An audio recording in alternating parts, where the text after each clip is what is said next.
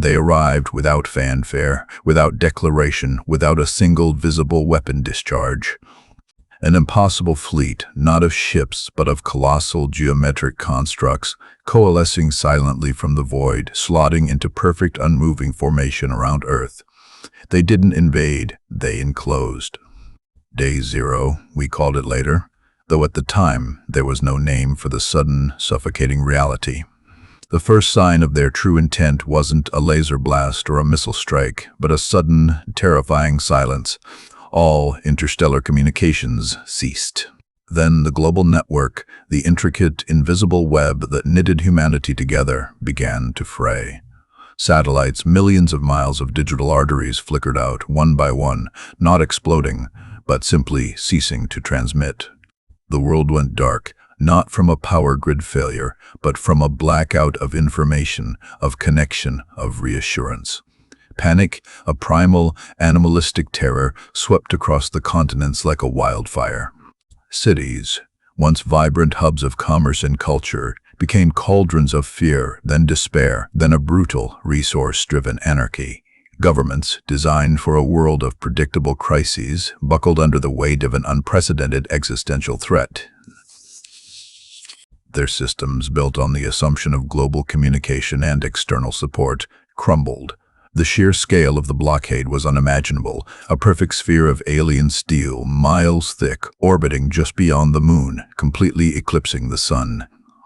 The chill began slowly, an insidious cold that seeped into bones as the life-giving warmth of our star was diffused, then extinguished. Days blurred into weeks, marked by the ever-deepening twilight that became our new, grim normal.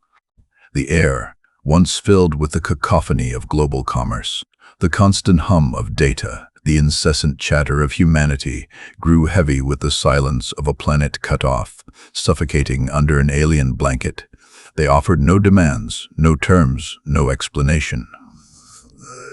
Just the oppressive, relentless weight of their presence. They weren't conquering us, they were starving us, freezing us, isolating us. The first week was a blur of chaos, of desperate pleas into dead calms, of shattered supply chains and empty shelves. Food riots erupted in every major city, followed by the terrifying realization that even the riots were futile, as there was simply nothing left to take. The illusion of plenty, built over centuries, evaporated in days, replaced by the stark reality of dwindling resources and a planet suddenly cut off from its lifeline. The second week brought a slow, agonizing realization that there was no outside help coming, no rescue fleet, no diplomatic breakthrough. The vast, empty silence of space, once a symbol of endless possibility, became a cruel, unbreachable wall. The third week, a grim, terrifying understanding settled in. Humanity was truly, utterly alone, suspended in a silent cosmic prison. But then, something shifted. It wasn't hope, not exactly.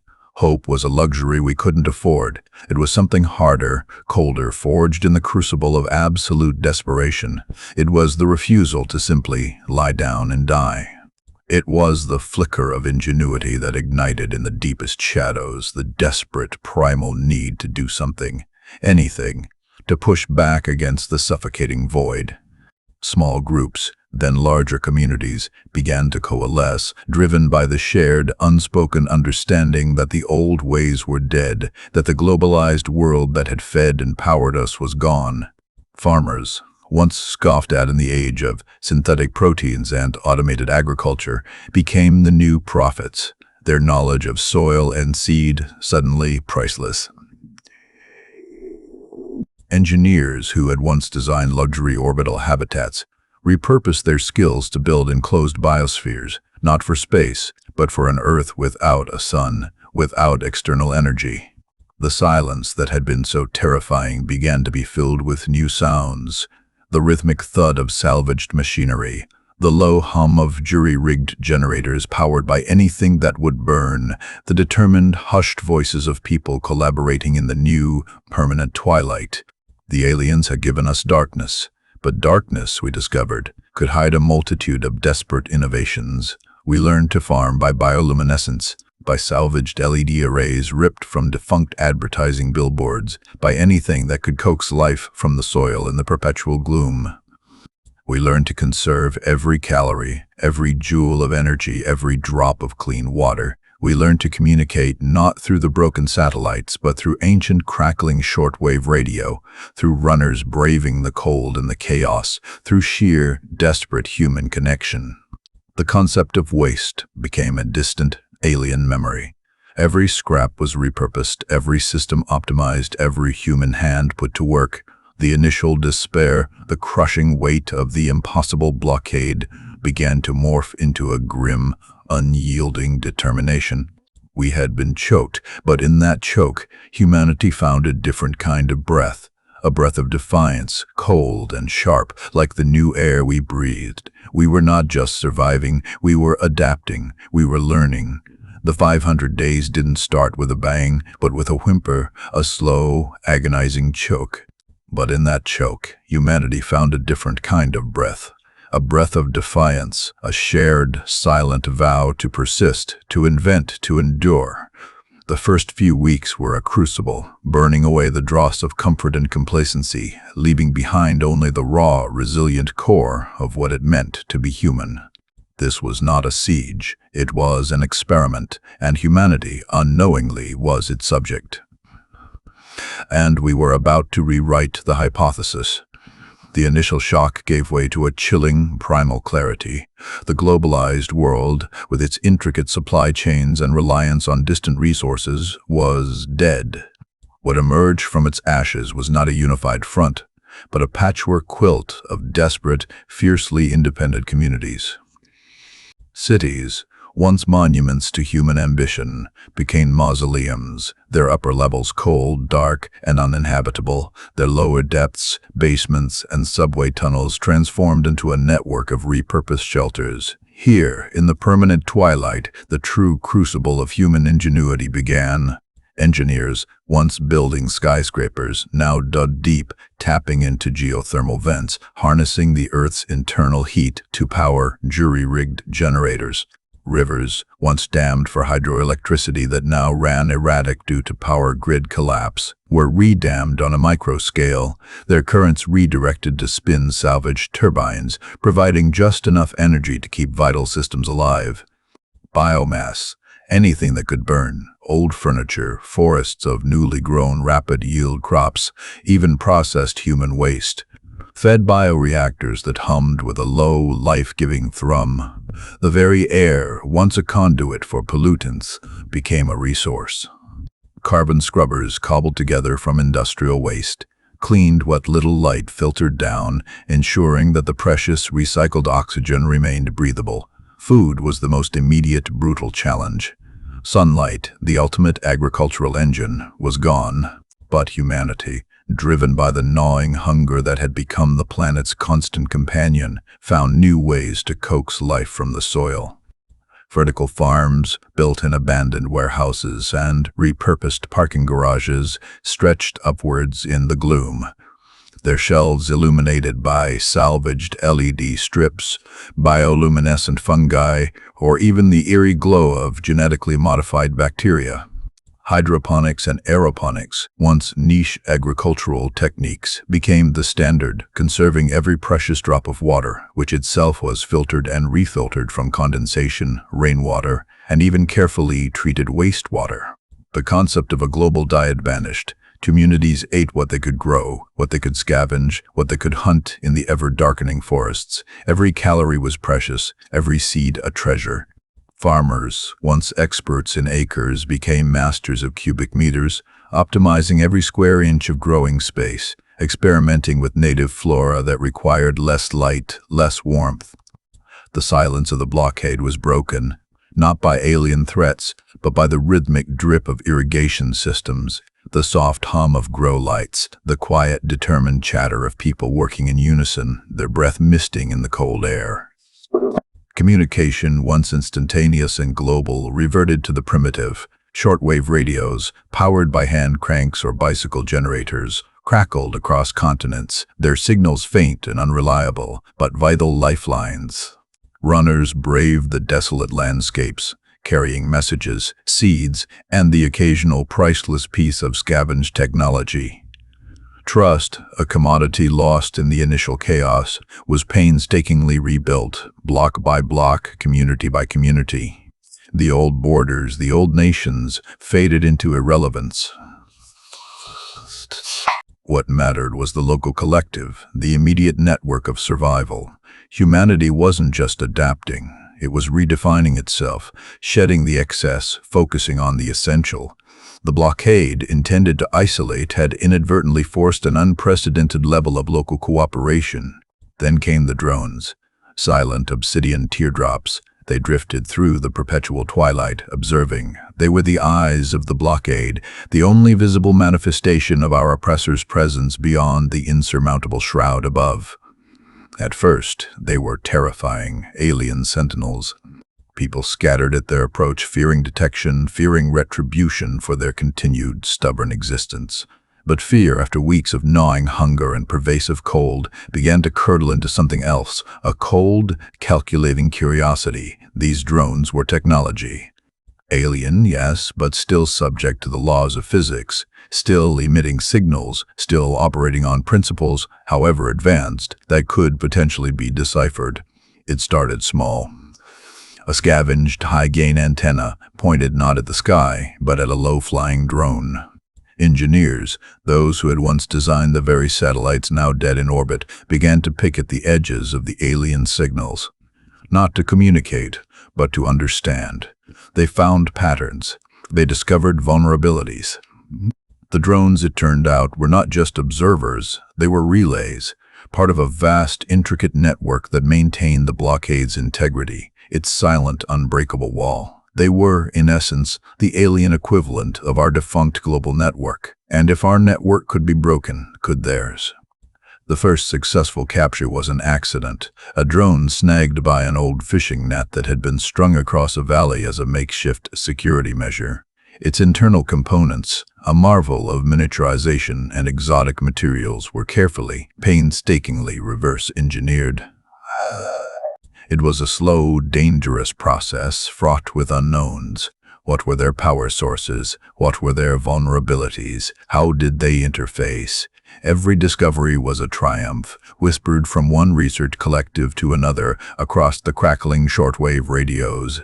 The aliens had given us the darkness, and in that darkness we became ghosts, operating beneath their notice, learning their language of silent energy.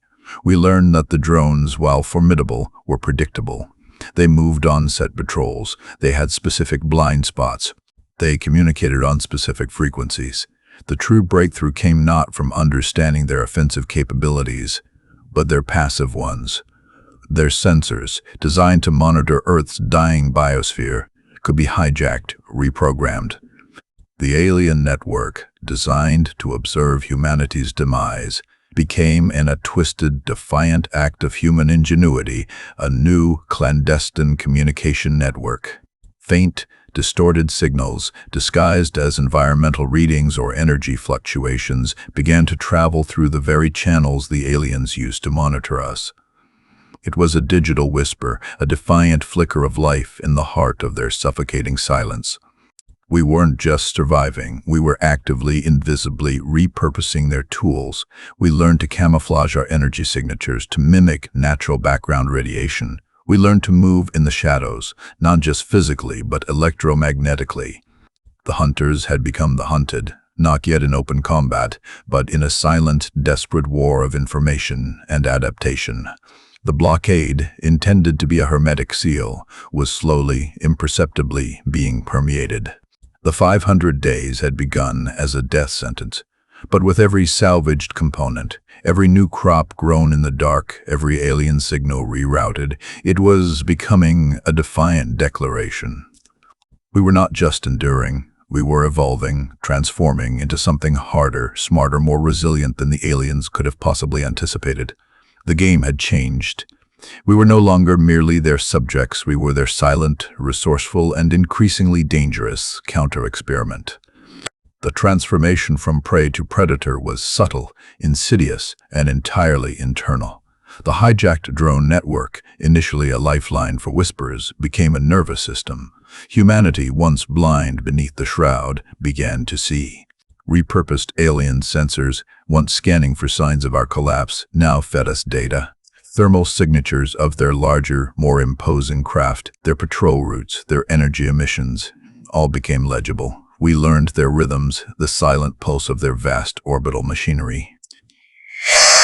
The sheer scale of their presence was overwhelming, a constant reminder of our impossible odds. But now we had eyes on the enemy. This newfound sight wasn't just for avoiding detection, it was for exploiting it.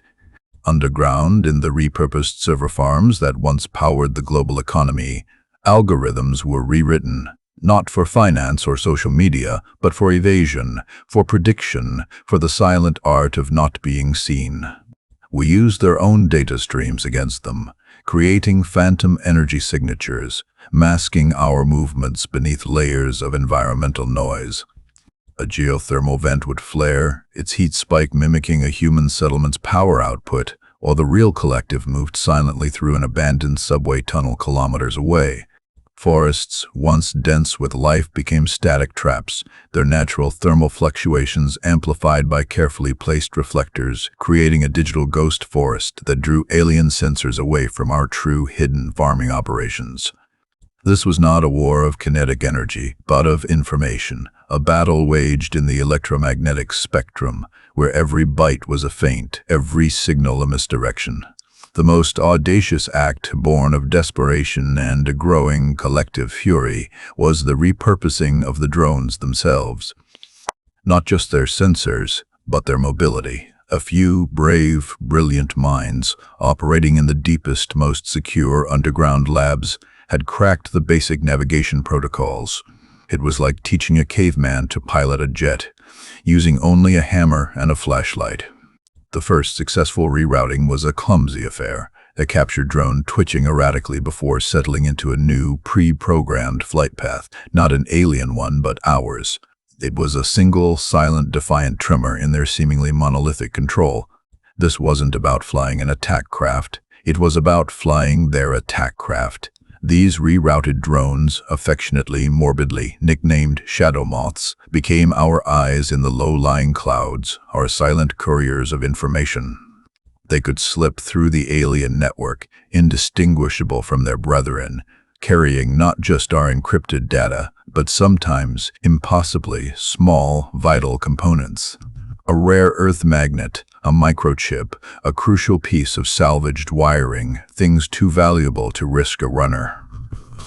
The shadow moths became the arteries of the underground resistance, knitting together the disparate human collectives into a loose, invisible web.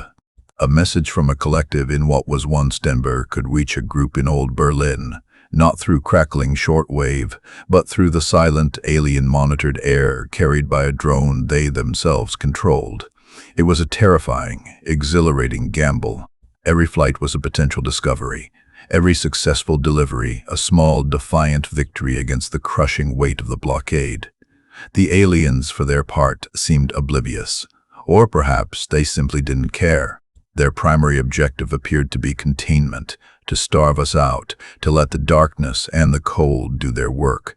They had not anticipated our resilience, our capacity for adaptation, our ability to turn their own tools against them. This complacency, this alien arrogance became our greatest weapon. They saw Earth as a dying petri dish, a closed experiment. They did not see the meticulous, painstaking work happening in the shadows, the quiet hum of repurposed generators, the rhythmic drip of hydroponic systems, the silent, determined faces illuminated by the eerie glow of grow lights. They did not see the ghost teams. These were the operatives, the silent warriors of the blockade era. They moved through the desolate, lightless landscapes, their movements choreographed to the rhythm of alien patrols, their gear scavenged and adapted. They were the ones who set up the rerouting stations, the ones who deployed the camouflaged sensors, the ones who risked everything to retrieve a downed alien drone. They wore cloaks woven with specialized fibers that diffused thermal signatures, their boots muffled, their breathing controlled. They were the human equivalent of the shadow moths, moving unseen, unheard, a constant, low-level irritation in the grand, silent design of the blockade. Their missions were not glorious, not heroic in the traditional sense. They were about survival, about procurement, about the slow, agonizing process of turning the tide, one salvaged circuit board at a time. The most dangerous missions involved the larger alien craft, the silent behemoths that occasionally descended through the lowest atmospheric layers, their purpose unknown, their presence terrifying. These were not the teardrop drones.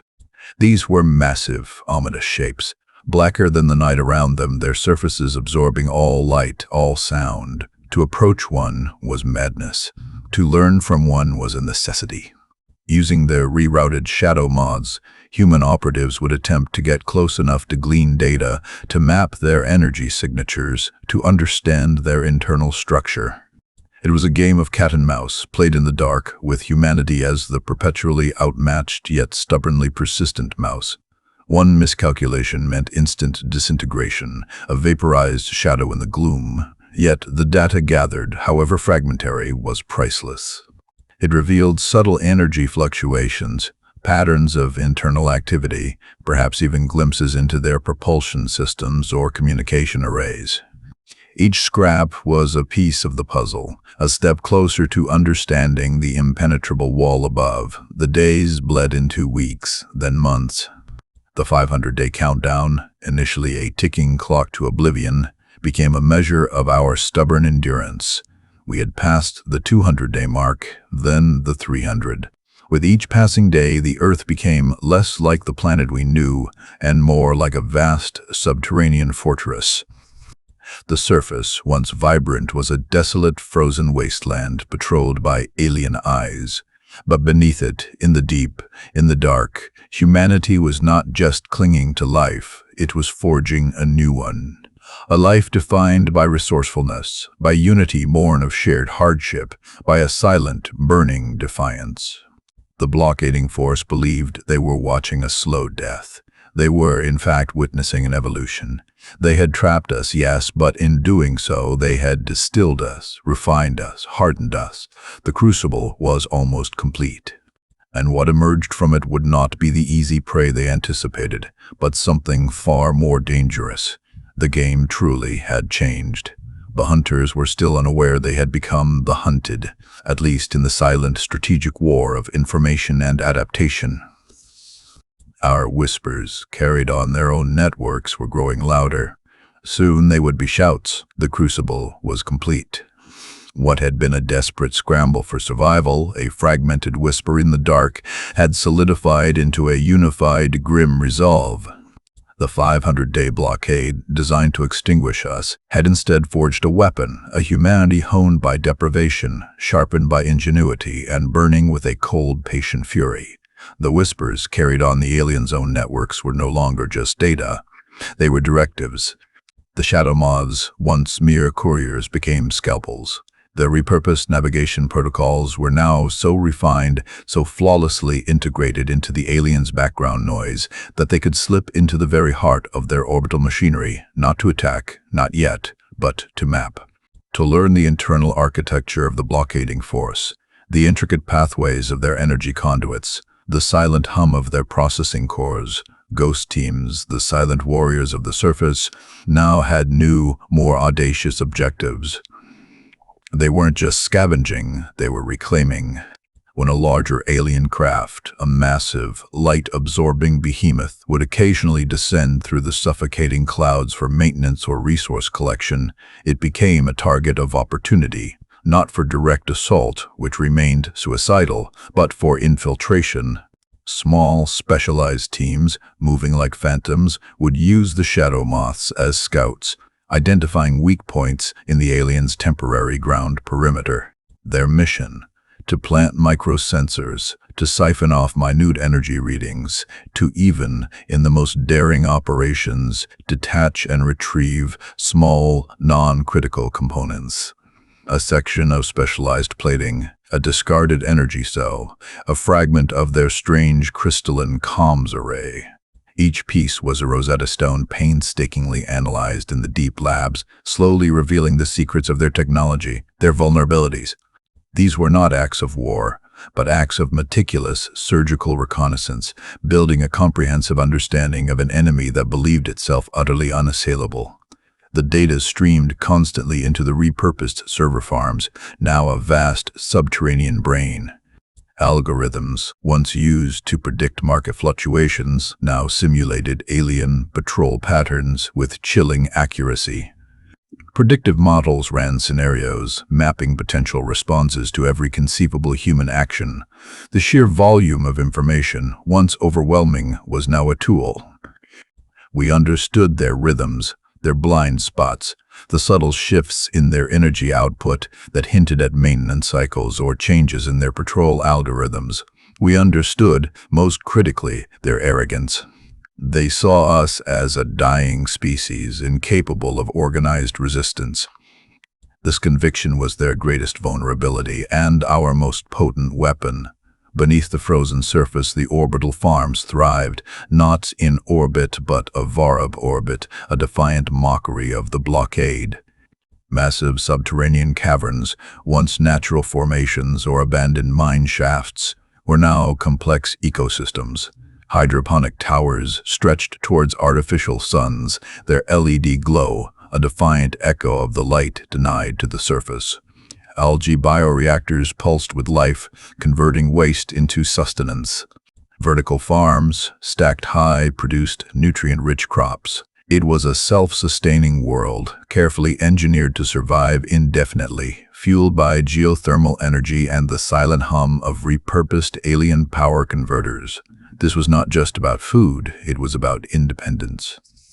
Every calorie produced underground was a silent scream of defiance, a rejection of their slow starvation strategy. Communications, once a desperate scramble, were now a seamless, encrypted web woven through the alien network itself.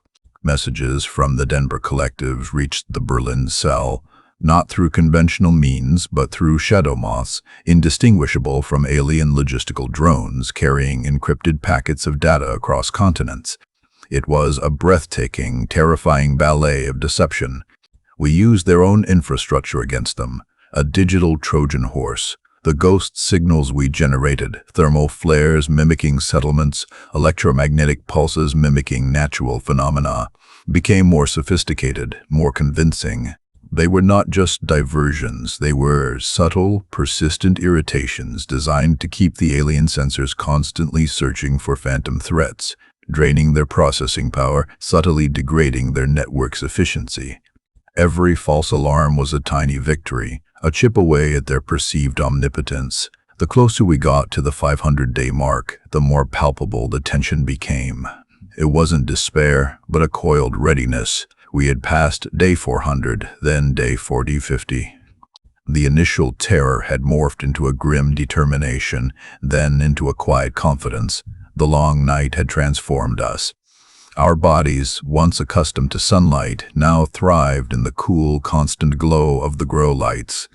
Our eyes, once soft, were now sharp, accustomed to the subtle shifts in shadow, the faint outlines of salvaged tech. Our minds, once focused on mundane comforts, were now honed instruments of survival, every thought a strategic calculation. We were no longer simply adapting. We were evolving into something new, something forged in the void. The aliens, for their part, seemed perturbed, not alarmed, not yet. But the meticulous logs of their orbital sensors, interpreted by our own analysts, showed an increasing number of anomalies. Ghost signals that persisted longer than expected, subtle fluctuations in energy signatures that didn't quite fit their predictive models, a microscopic, almost imperceptible degradation in the efficiency of their drone network. They attributed these to environmental factors, to residual human technology decaying, to the unpredictable nature of a dying planet. Their arrogance remained intact, but a hairline fracture had begun to appear in their perception of absolute control. They were beginning to notice even if they didn't understand. This was precisely what we wanted. The final phase of our preparations began. It wasn't about breaking the blockade through force, we still lacked the means. It was about breaking their assumption of our demise. It was about a declaration, a coordinated, global act of defiance designed to rip away their veil of complacency, to shatter their quiet observation into a jarring recognition. The target wasn't their ships, but their certainty. The whispers had grown into a chorus, a single, unified signal, meticulously crafted, to be broadcast at the precise moment the 500-day mark passed. It would be delivered not by our own nascent technology, which they could easily suppress, but through their own hijacked network, a message carried on their own airwaves, echoing back their own hubris. The Ghost teams were preparing for the most dangerous mission yet, the simultaneous deployment of signal amplifiers at critical, low-altitude points across the globe, points directly beneath the established patrol routes of the larger alien craft. These were suicide missions, but the stakes were higher. It wasn't about survival anymore. It was about declaring that we had survived, that we were not merely prey but something far more resilient. The signal itself was simple, elegant, and devastating. It wasn't a plea, or a challenge, or even a message in any language they might understand. It was a proof, a demonstration of their own hijacked technology played back to them, a digital echo of their own network turned against them. The countdown was almost over. The underground facilities hummed with a quiet intensity. The glow of the grow lights seemed brighter, almost defiant. The air, recycled and filtered, was thick with anticipation. Humanity, once fragmented and despairing, was now a single unified fist, ready to strike not with kinetic force but with the shattering truth of its endurance. The blockading force above, still observing their dying petri dish, was about to receive a message, not a whisper, but a shout. A declaration that the experiment had failed, and the specimens had learned to bite back. The 500th day arrived, not with a dawn, but with a subtle, almost imperceptible shift in the subterranean hum.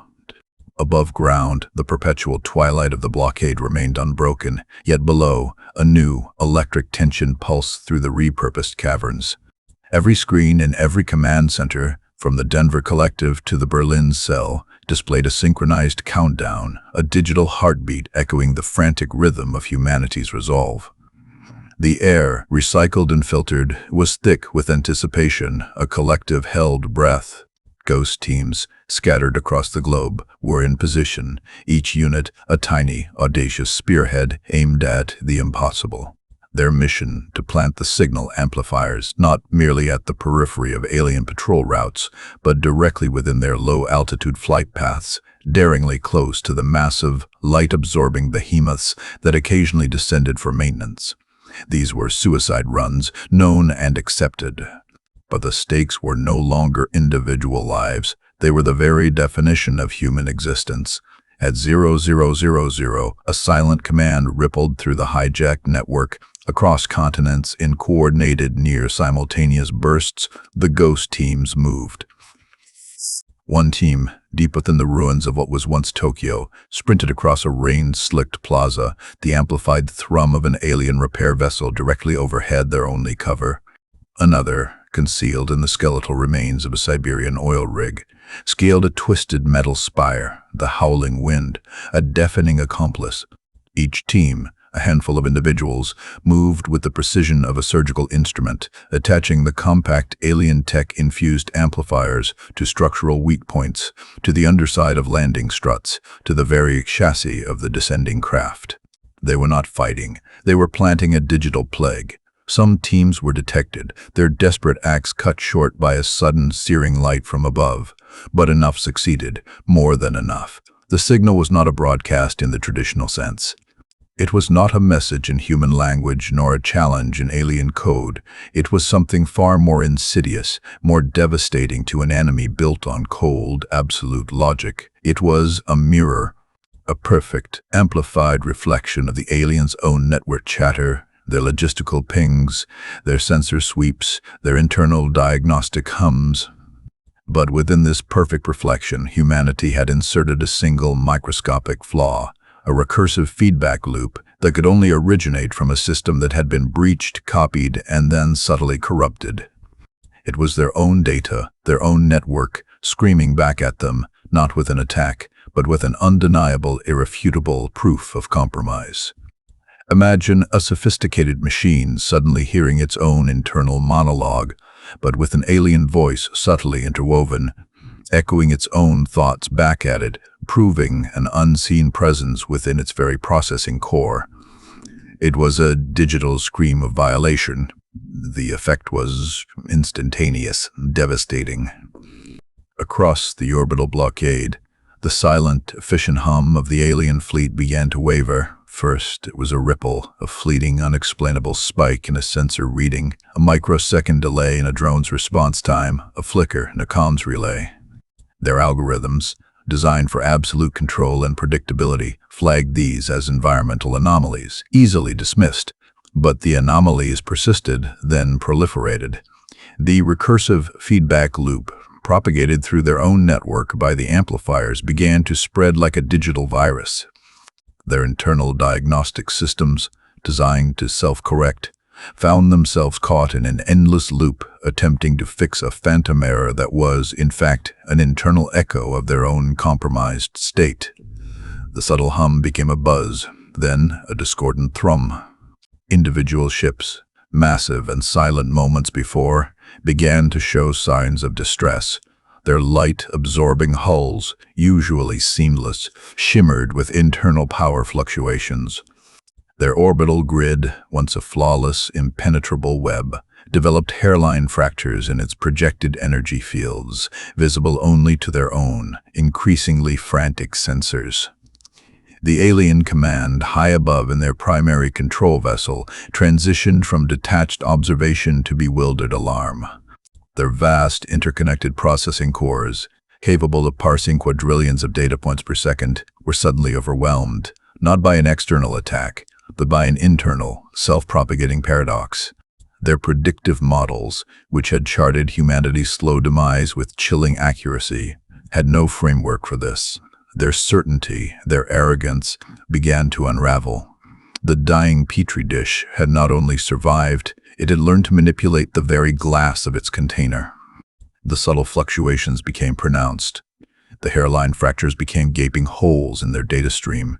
The ghost signals, once dismissed as decaying human tech, now appeared inside their own secure channels, undeniable proof of a deep, systemic infiltration.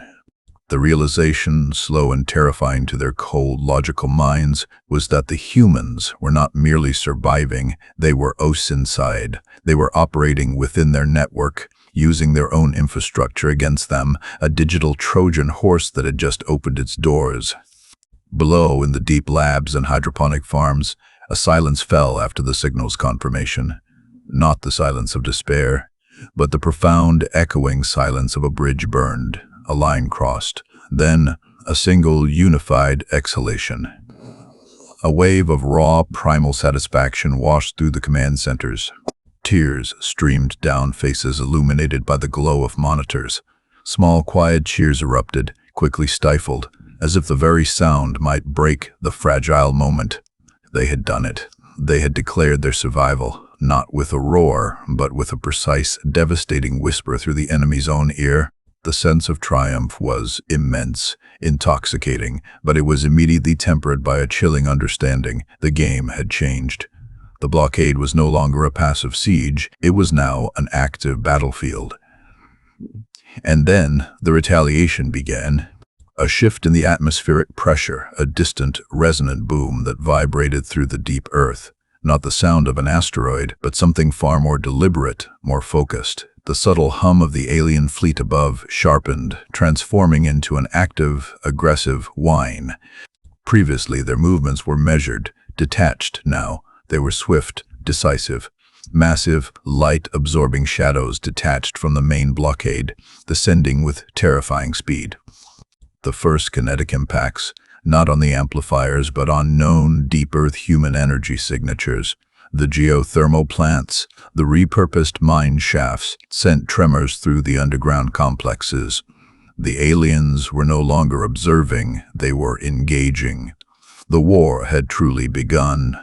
Humanity, once prey, had just declared itself a hunter, and the universe had just learned that even in the darkest void, the human spirit, forged in deprivation, could bite back. The distant, resonant boom was merely the prelude. The sky, a perpetual twilight under the alien veil, now rippled with unseen energy. Massive, light-absorbing shadows, once static elements of the blockade, moved with predatory intent, their descent swift, terrifying. Kinetic impacts, surgically precise, struck known human energy signatures, geothermal plants humming deep beneath the Rockies, repurposed mine shafts in the Urals, hidden subterranean reservoirs in the Sahara. These were not random strikes. They were direct assaults on the very lifeblood humanity had cultivated. The war, a silent siege for 500 days, had erupted into a brutal, deafening conflict. Our response was not immediate counterfire, for conventional weapons could not scratch their hulls. Our response was deeper, a testament to the brutal education of the blockade. We became the shadows they could not track, the echoes they could not silence. Deep earth complexes designed for survival became fortresses. Automated defenses, repurposed from salvaged alien tech, rose from the earth like metallic fungi, spitting bursts of ionized energy that, while unable to penetrate thickest armor, could disrupt sensor arrays, creating momentary blind spots in their perfect surveillance. The very ground, once a prison, became our ally. Tectonic energy, previously harnessed for power, was subtly manipulated, creating localized seismic pulses that, while minor, were enough to throw off the precise targeting of descending vessels, forcing them to expend precious energy stabilizing or aborting their attack runs. But the true battle was not fought on the surface or beneath it. It was fought in the orbital sphere, a silent, deadly ballet where our most audacious innovations shone. The orbital farms, those sprawling, light-hungry ecosystems, were no longer merely food sources. They became living shields, massive, biomass-rich structures that absorbed kinetic impacts, their hydroponic nutrient lines repurposed as conduits for directed energy bursts, not destructive, but disruptive. Imagine 1,000 suns, each a tiny focused lens, suddenly flashing in unison, overwhelming alien optical sensors, blinding their drones for critical seconds. These flashes were timed, synchronized, a network of agricultural stations transformed into a cosmic strobe light, disorienting and frustrating an enemy that relied on perfect visual and sensor clarity. The recursive feedback loop, the digital plague we had unleashed, continued its insidious work. It had begun as a whisper, a phantom echo within their network, now amplified by their constant, aggressive probing for the anomaly's source. It was a scream. Their internal diagnostic systems, designed for efficiency, were consumed by the paradox, a digital Ouroboros devouring itself. We didn't need to break their encryption, we just needed to make their own systems doubt their reality. As their command structures struggled with internal chaos, their operational efficiency plummeted. Drone swarms, once perfectly coordinated, now showed micro-stutters, delayed responses, occasional friendly fire incidents.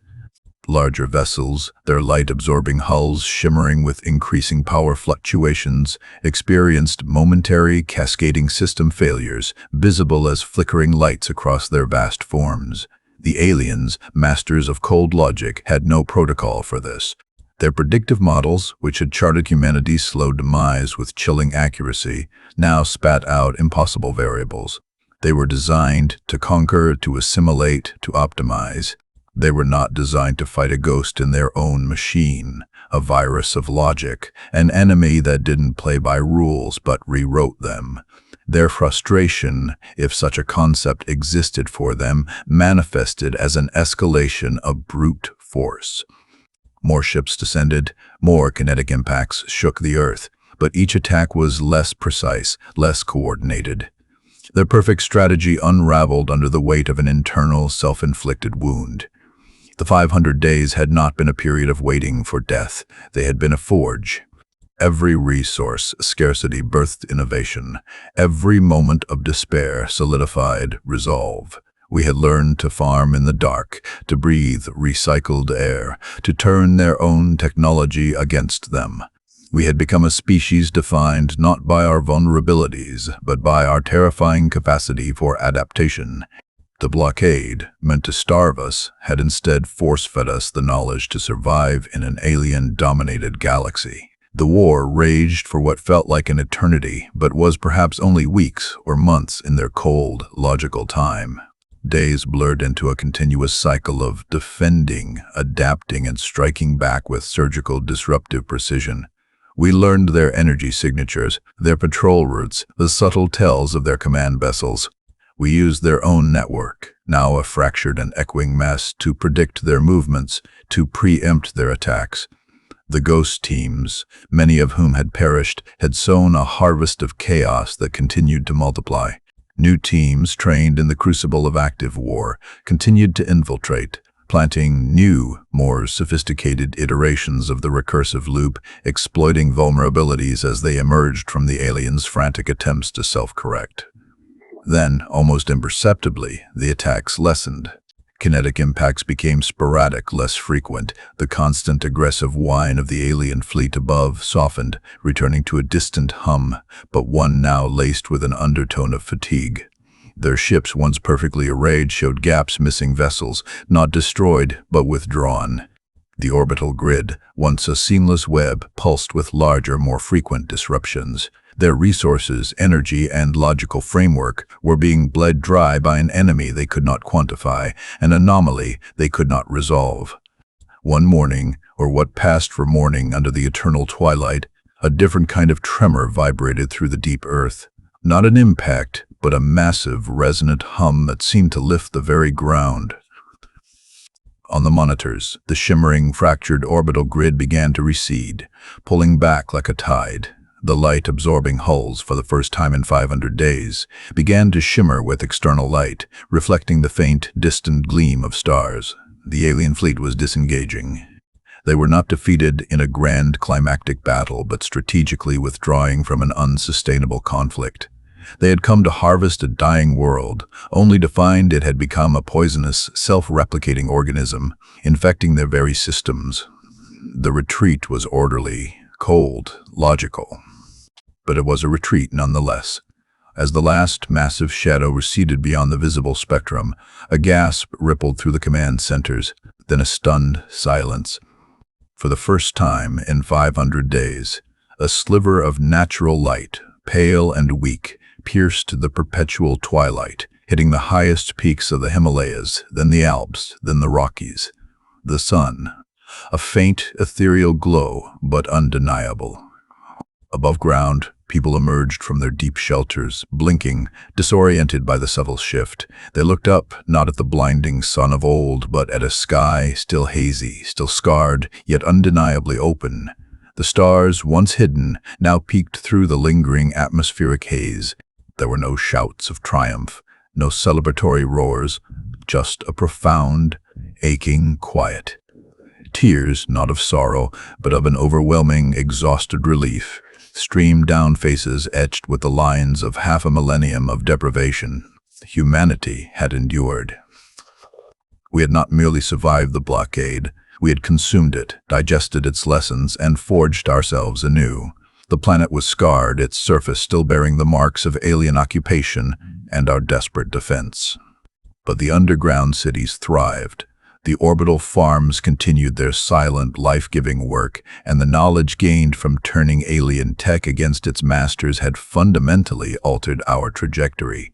We were no longer the fragile, squabbling inhabitants of a single blue marble. We were the inheritors of a crucible, a species refined by fire, hardened by deprivation, and unified by an impossible victory. The universe had sent its predators, expecting an easy meal. Instead, it had awakened something far more formidable. We had learned to fight in the dark, to thrive on scarcity, to turn the enemy's logic against them. The 500-day blockade was not the end of humanity. It was the brutal, glorious birth of something new. A humanity that would never again look up at the stars with naive wonder, but with the quiet, steely gaze of a survivor who had stared into the abyss and learned to make it bleed. Our future was not guaranteed, but our spirit, forged in that impossible siege, was unbreakable. The long night was over. The true dawn of humanity had begun.